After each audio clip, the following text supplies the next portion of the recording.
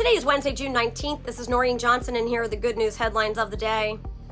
President Joe Biden announced Tuesday that his administration will not deport many illegal immigrants who are married to U.S. citizens. The government's new program enables illegal immigrant adults who are married to U.S. citizens to stay in the U.S. while applying for legal status. Spouses must have lived in the United States for at least 10 years as of June 17th.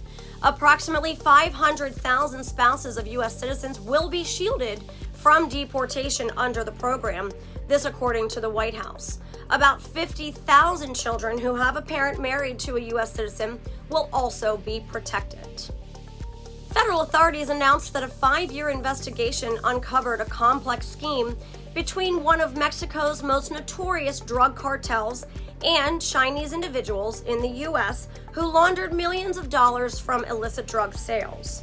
On Tuesday, the Justice Department announced a 10-count superseding indictment charging Los Angeles-based associates of Mexico's Sinaloa drug cartel with conspiring with money laundering groups like Chinese underground banking to launder drug trafficking proceeds.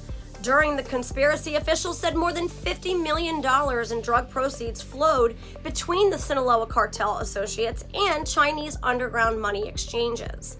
The charges include conspiracy to aid and abet the distribution of cocaine and meth, conspiracy to launder monetary instruments, and conspiracy to operate an unlicensed money transmitting business.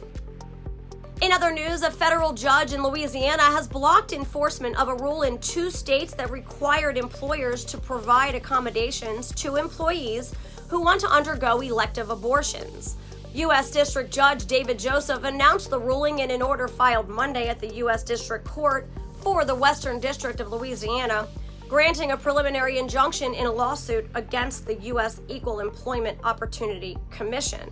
Judge Joseph wrote this: "The EEOC exceeded its statutory authority in issuing the rule and unlawfully expropriated the authority of Congress and encroached upon the sovereignty of the state's plaintiffs." 4 Democrat campaign workers have been criminally charged with absentee ballot fraud during the 2019 Bridgeport, Connecticut Democratic mayoral primary. Chief State's Attorney Patrick Griffin announced the charges on Tuesday against them as being unlawful possession of absentee ballots and other election-related charges. Prosecutors said this in a statement. The State Elections Enforcement Commission opened up a civil investigation into allegations of ballots that were mishandled, which later turned into a criminal investigation after evidence was uncovered.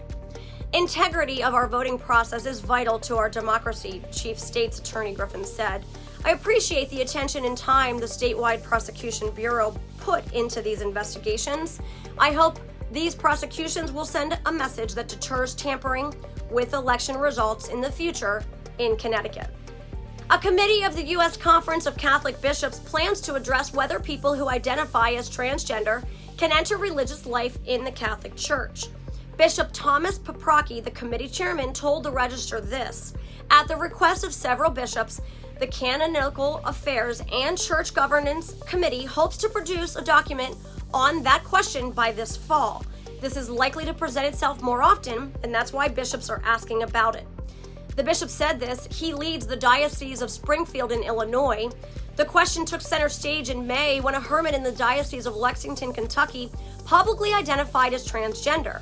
Bishop Paprocki noted that Pope Francis has condemned what he calls gender ideology, as he did during a speech in March at the Vatican.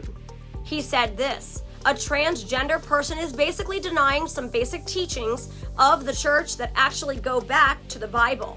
In Genesis, it says, God created them male and female.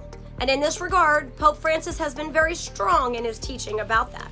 The church's teaching, as clearly stated by Pope Francis, is gender ideology is not consistent with our Catholic beliefs." And those are your daily good news headlines. This is Catholics for Catholics. May God bless you, and may God bless the USA.